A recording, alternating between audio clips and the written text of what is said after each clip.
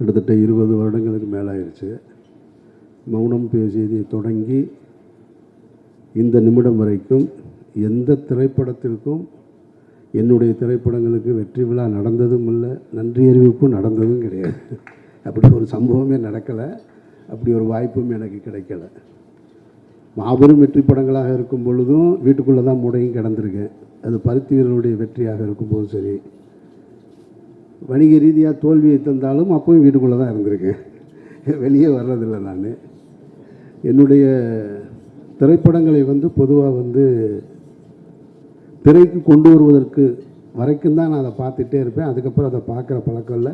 அது தேட்டரில் என்னவாக இருக்கோ, அது ப்ரெஸ் ஷோவில் கூட போய் நிற்கிறதில்ல, அந்த பழக்கம் இல்லைன்னு வச்சுங்களேன். எனக்கு அதுக்கு காரணம் என்னென்னா, நிறைய பல்வேறு விஷயங்கள் இருக்குது. இந்த நல்ல நேரத்தில் அதை பற்றி பேச வேணான்னு நினைக்கிறேன் நான். ஆனால் இந்த திரைப்படத்திற்கு முதல் முறையாக நான் மாறி கூட 2-3 இடத்துக்கு வெளியில் போக வேண்டிய சூழல் ஏற்பட்டது. அதுக்கு காரணம் என்ன அப்படின்னா, முதல்ல இங்கே நீங்கள் ப்ரெஸ்ஸோ இங்கே பார்க்கும்போதும் கூப்பிட்டாரு. இல்லை சார் நான் வரல சார், நான் அங்கெல்லாம் வர்றத ஐடியாவில் இல்லை, பொதுவாக போக மாட்டேன் நான் அப்படின்னு. அப்புறம் மறாத நாள் திருநெல்வேலி, தூத்துக்குடி இங்கெல்லாம் போயிருந்தார். அப்போ போயிருக்கும் பொழுது அப்பவும் நான் போகலை, அவர் டீம் மட்டும்தான் போயிருந்தாங்க. அந்த டீம் போயிருக்கும்போது மாரியை பார்த்து தொடர்ச்சியாக சில கேள்விகள் வந்துக்கிட்டே இருந்தது. அதை நான் செய்தி ஊடகங்களில் பார்த்துட்ருக்கேன். அது முடிஞ்சு மறுநாள் நாள் மதுரைக்கு வந்துட்டு, மதுரையில் நான் இருந்தேன். என்னை கூப்பிட்டுட்டு தேட்டருக்கு போனாங்க. சரி நம்ம ஊருக்கு வந்திருக்காங்களேன்னு தேட்டருக்கு போனேன். அப்போ மாதிரி கூப்பிட்டாரு, சார்ப்பா நீங்கள் நாளைக்கு சேலம் மற்ற ஊர்களுக்கு போகிறோம், நீங்கள் வாங்கன்னார். நான் வர்றேன்னு சொல்லி ஒத்துக்கிட்டேன். அதுக்கு காரணம் என்னென்னா, இந்த திருநெல்வேலி தூத்துக்குடி அந்த இடத்துல பத்திரிகையாளர் சந்திப்பில் பத்திரிகையாளர்கள் மாரி என்கின்ற இயக்குனருக்கு கொடுத்த ஒரு நெருக்கடி தான் எனக்கு நான் அவரோடு போக வரணும்னு தோணுச்சு. சரி நம்ம போய் பக்கத்தில் உட்காருவோம், என்ன வகையான தாக்குதல்கள் வருது அதை நம்ம சமாளிப்போம் அப்படின்னு தான் போனேன் நான். ஆனால் நான் வந்த இடத்துல அது நடக்கலை. நடந்திருந்தால் நிச்சயமாக நான் அந்த இடத்துல மாறி பாதுகாத்திருப்பேன், அதில் எந்த மாற்று கருத்தும் கிடையாது. எனக்கு என்னென்னா, அந்த பத்திரிகையாளர்கள் ஒரு கேள்வியை திரும்ப திரும்ப மாறிக்கிட்ட கேட்குறாங்க, நீங்கள் ஏன் இந்த மாதிரி படம் எடுக்கிறீங்க, ஏன் இந்த மாதிரி படம் எடுக்கிறீங்க, நீங்கள் சமூகத்துக்குள்ளே ஒரு பிரச்சனையை உண்டு பண்ணணும்னு நினைக்கிறீங்கன்றாங்க. இது எவ்வளவு அபத்தமான ஒரு கேள்வியாக இருந்ததுன்னு நான் பார்த்தேன். நான் கண்ணுக்கு தெரியாத சாமி, இல்லாத பேய், இது ரெண்டை பற்றியும் இங்கே நிறைய சினிமா வெற்றி அடைஞ்சிக்கிட்டே இருக்குது. சாமியை யாரும் பார்த்ததும் கிடையாது, அதை பற்றி படம் எடுத்தால் கொண்டாடுறாங்க. பேய் அது இல்லவே இல்லை. ஏன்னா பேயை விட மனுஷன் ரொம்ப மோசம்னு நான் நினைக்கிறது. பேய் எந்த பேயினாலும் எந்த தொந்தரவும் கிடையாது. ஏன்னா பேய் பார்த்தீங்கன்னாங்க அதுவே ரொம்ப பயந்தது தான். ஏன்னா அது பகலில் வரவே வராது. நீங்கள் எந்த திரைப்படத்துலையும் பகலில் அது இரவில் மட்டும்தான் வரும். அதுவே ரொம்ப பயந்தது. அது பகலில் போனால் ஆள்கள் நிறையா இருப்பாங்கன்னு இவனுக்கு பயந்துட்டு ஓடிடும். இது ரெண்டை பற்றியும் படம் எடுக்கலாம். ஆனால் கண்ணுக்கு தெரிஞ்சிருக்கக்கூடிய சாதி, அது ஏற்படுத்துகிற தீமைகள், அதனால் ஏற்பட்ட வலிகள், கொடுமைகளை ஒருத்தன் படம் எடுக்கக்கூடாதுன்ற கேள்வியை முன்வைக்கும் போது தான் எனக்கு ரொம்ப அபத்தமாக இருக்குது. அவர் ஒரு படம் எடுக்கிறார், அவர் ஒரு கருத்தை சொல்கிறார். அந்த கருத்துக்கு உங்கள்கிட்ட எதிர்கருத்து இருந்தால் நீங்களும் சொல்லுங்கள். எடுக்கக்கூடாது, ஏன் எடுக்கிறீங்கன்ற கேள்வி ரொம்ப ஆபத்தானதாக நான் பார்க்குறேன். நான் இப்போது மாரியுடைய படங்கள், ரஞ்சித்துடைய படங்களை பொதுவெளியில் அரசியல் சார்ந்தவங்க கருத்து தெரிவிக்கிறாங்க, அதுக்கு ஒரு எதிர்ப்பு தெரிவிக்கிறாங்க அப்படின்னா அதில் ஒரு நியாயம் இருக்கிறதா பார்க்குறேன் நான். ஒன்று ரொம்ப நாளாக அடிச்சிட்டோம், அப்படியே அடி வாங்கிட்டே இருக்க வேண்டிய என்ன, திடீர்னு என்ன உங்களுக்கு எங்கேருந்துடா வருது இந்த தைரியம் அப்படின்ற கேள்வியாக இருக்கலாம். இல்லை நடந்தது நடந்து போச்சு, அதெல்லாம் ஏன் வெளியில் சொல்கிறேன், நாங்கள்லாம் பெரிய மனுஷனாகவே வாழ்ந்துட்டோம் இங்கே அப்படின்ற எண்ணமாகவும் இருக்கலாம். அது அரசியல் சார்ந்தவர்கள், அந்த அமைப்பு சார்ந்தவர்கள் சொல்கிறாங்கன்னா அதில் ஒரு லாஜிக் இருக்கிறதா பார்க்குறேன். ஆனால் திரைத்துறையிலிருந்து வருகிற எதிர்ப்பு இருக்குது பார்த்தீங்களா, அதை நான் ரொம்ப அபத்தமாக பார்க்குறேன். அதில் ஒரு இயக்குனர் ஒரு தொலைக்காட்சி ஊடகத்தில் இந்த திரைப்படத்தை பற்றி பேசும்போது ஒரு பாடல் பாடி காமிக்கிறார். நீங்கள்லாம் பார்த்துருப்பீங்க. ரொம்ப கேவலமாகவும் குரூரமாகவும் பைசன் பைசன் பைசன், அது ஒரு பாய்சன், அந்த குரலே நாராசமாக இருக்குது. அதில் இது வேறு. நான் கேட்குறேன், உங்ககிட்ட உண்மையிலே கருத்து இருந்ததுன்னா அவர் ஒரு கருத்து வச்சுருக்காரு. அந்த மீடியாவை ஆர்ட்டாக அவர் எடுத்துகிட்டு வந்து அதன் மூலமாக ஒரு அரசியல் சொல்கிறார். உங்ககிட்ட கருத்து இருந்ததுன்னா நீயும் அதை ஆர்ட்டில் எடுத்து வர வேண்டியதானே. அப்படி தானே நீ சண்டை போடணும். அதை விட்டுவிட்டு ஒருத்தர் ஏன் எடுக்கிறான்ற கேள்வியை வந்து அவதூறு சொல்லக்கூடாது. அவர் சினிமாவின் மூலமாக ஒரு அரசியலை சொல்கிறாருன்னா நீயும் சினிமாவின் மூலமாக பதில் சொல்லு. அதுக்கு உங்ககிட்ட திராணி இல்லை, அதுக்கு உங்ககிட்ட வழி இல்லை, அந்த ஆர்ட் ஃபார்மை உன்னால் பயன்படுத்த முடியலைன்னா அவதூறு சொல்லாத, கேவலப்படுத்தாத, குறை சொல்லாத. அதை தான் நான் சொல்லணும்னு நினைக்கிறேன் இந்த இடத்துல. அதனால தான் நான் மாறி கூட இந்த விழாவுக்கும் கூட, ஏன்னா இதுக்கப்புறம் பைசனுக்காக இன்னொரு விழா நடக்குமான்னு எனக்கு தெரியலை. எனக்கு தெரியல, நான் அங்கே இருப்பேனான்னு தெரியல. அதனால் நான் இங்கே வரணும்னு வந்து உங்ககிட்ட சந்தித்து பேசணும்னு நினச்சேன். ஒரு நல்ல திரைப்படம் என்பது வந்து தனக்கான ஆட்களை சேர்த்துக்கிறோம்.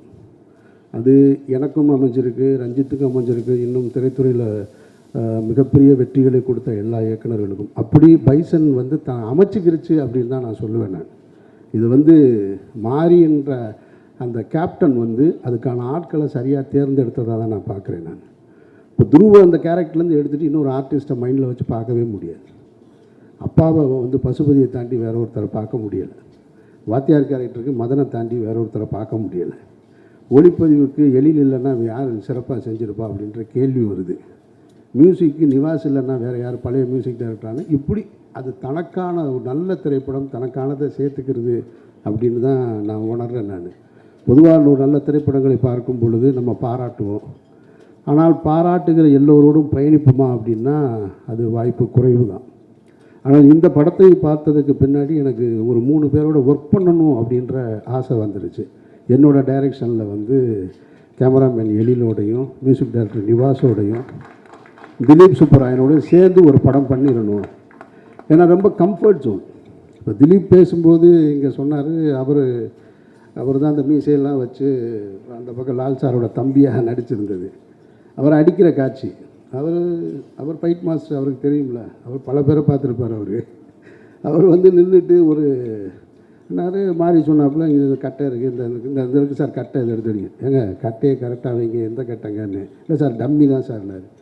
இல்லைங்க நீங்கள் சொல்கிறீங்க, டேர்ன் பண்ணி நிற்கிறேன், நான் திரும்பி எடுக்கிறது எந்த கட்டைன்னு எனக்கு வைக்கிற இடத்த காட்டுங்க, வேறு கட்டை நீங்கள் ஒரிஜினல் கட்டையை எடுத்துங்க. அல்ல சார் அதெல்லாம் சமாளிச்சிடலாம் சார். இல்லைங்க உங்களுக்கு என்னையே தெரியாது, அதனால சொல்கிறேன், நான் எடுத்து வேகமாக பார்த்துக்கலாம் சார். டம்மி தான், ஆனால் கரெக்டாக டம்மியை நானே எடுத்து வச்சுக்கிட்டேன். அசிஸ்டன்ட் டைரக்டர் கொஞ்சம் சார் டைரக்டருக்கு டென்ஷனாக இருந்தாங்கன்னா அசிஸ்டன்ட் டைரக்டர் மாற்றி விட்டுருவாங்கல்லன்னு, அதனால் திரும்ப ஒரு விட பார்த்துக்கிட்டேன் கட்டையை. நான்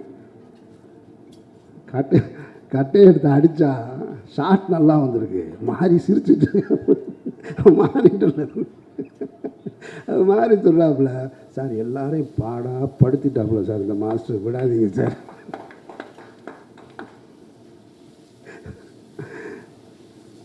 நான் வந்து திலீப்பே பார்க்குறேன் தான், அப்படியே இருக்காப்புல, கண்ணு லேசாக கலங்கியிருக்கு. ஆனால் என்னடா இவ்வளோ பேர் முன்னாடி திலீப் நீங்கள் சொன்னதுனால தான் நான் சொல்கிறேன், இல்லைனா சொல்லியிருக்க மாட்டேன். அப்படியே நிற்கிறாப்புல தான் இவர். ஒன்று அது ஒரு சின்ன மிஸ் ஆயிடுச்சு சார், ஒரு 1 மோர் போகலாம் சார் அப்படின்னு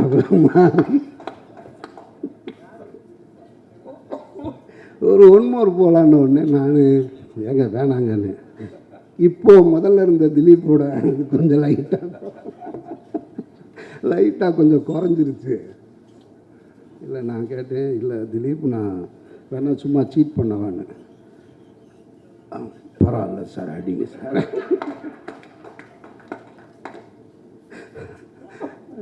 ரொம்ப நான் சொல்லி மாறிட்ட மாதிரி எதாக இருந்தாலும் இதிலே முடிச்சிருங்க, 3ஆவதுலாம் போனால் நல்லதுக்கு இல்லை அப்படின்னு.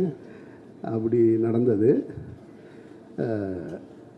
மாஸ்டரோட அசிஸ்டண்ட்டு பக்கத்தில் இப்படி பார்க்குறாங்க எல்லாருக்குமே. இவர் அந்த ஷாட்டு முடிஞ்சிருச்சு, திரும்ப மாறி கூப்பிட்டு, அங்கே பாருங்கள் அசிஸ்டண்ட் பூரா எப்படி சிரிக்கிறாங்க பாருங்கள் உள்ளுக்குள்ளே அப்படின்னு பூரா மறைஞ்சு சிரிச்சிட்ருக்கேன். ஏன்னா இந்த படத்தில் நிறைய ஃபைட் சீக்வன்ஸாக இருந்திருக்கு, வச்சு செஞ்சுருக்காப்புல அவர். அதனால் ஆனால் அதுக்கு பதிலுக்கு திலீப் என்னை ஒன்று வச்சு பண்ணிட்டார். அந்த பாம் அது வெடிச்சது இருக்கு இல்லையா, என் பக்கத்தில் இப்படி தான் வெடிச்சிச்சு.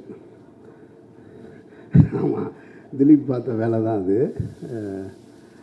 ரொம்ப நல்லா கம்ஃபர்ட்டாக பார்த்துக்கிட்டாப்புல. ஆனால் அதை வெடித்த உடனே திரும்ப உள்ள பாய்ஸ் எல்லாம் உள்ளே வந்துட்டாங்க, ரொம்ப சேவ் பண்ணிட்டாங்க. ரொம்ப சந்தோஷம்.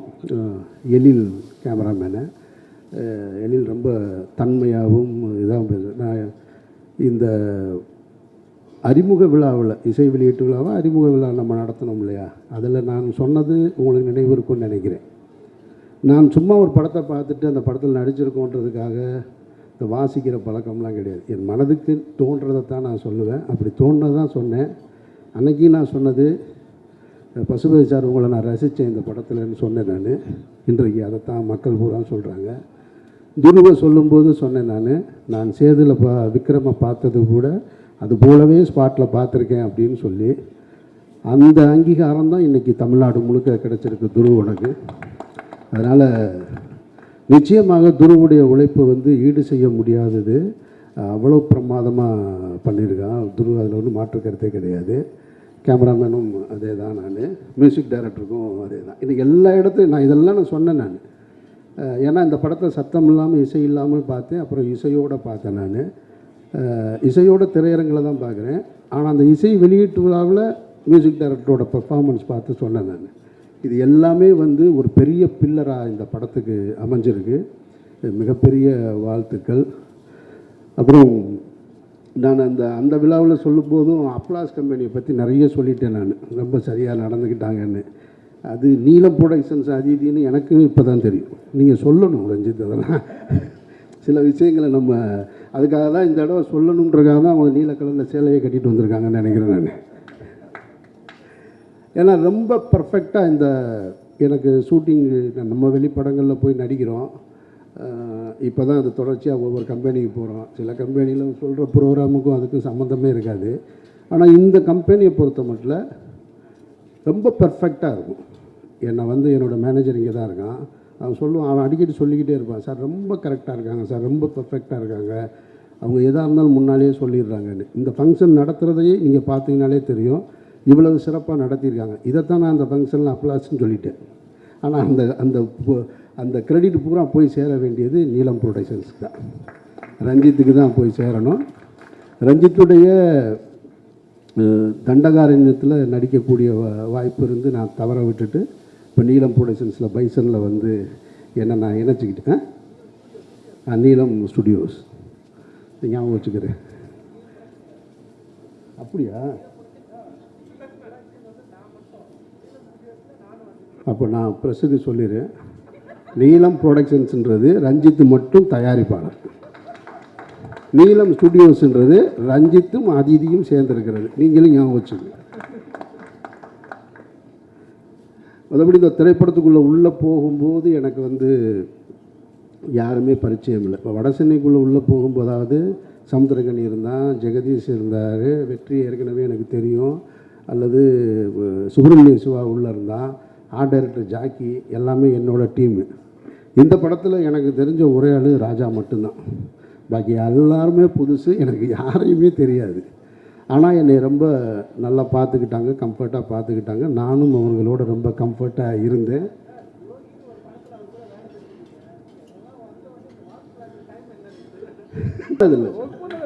நீங்கள் வேறு ஒர்க் பண்ணதில்லைன்னு சொன்னேன் நான்.